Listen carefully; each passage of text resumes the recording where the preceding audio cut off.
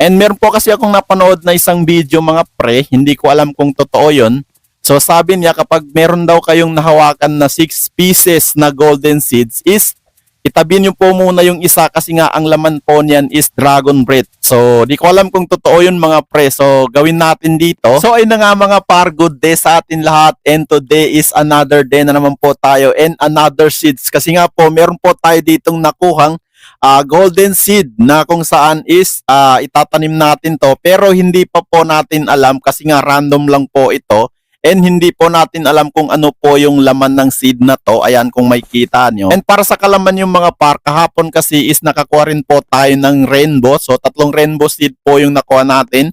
And then ang laman nun is green bean, tapos apple, and then strawberry. So 3 seed po yung nakuha natin kahapon. And ngayon araw nga po is nakakuha tayo ng 6 na golden seeds mga par. So hindi pa natin alam kung ano yung laman nito. Pero itatanim natin niya ngayon, and then sa mga hindi nakakalam is medyo nahirapan din po tayo makuha ito kasi nga sobra pong daming nakascript sa public. So kawawa po yung mga normal na player. So yun nga, medyo mahirap po makipag-agawan sa mga nakascript. Ay, hindi tayo So ang gagawin natin mga pre is itatanim natin to, and then gagamitan natin ng sprinkler. So magtatanim tayo dito ng rare sprinkler, saka uncommon, tapos common sprinkler, okay? So ang gagawin natin dyan mga par is lalapag lang natin to para malaman natin kung ano nga ba yung laman ng golden seed na to, okay? So sana swertihin tayo dito mga par. Unang seed, so dito natin titingnan muna. Ay, tomato. Okay, so maglalapag ulit tayo mga par.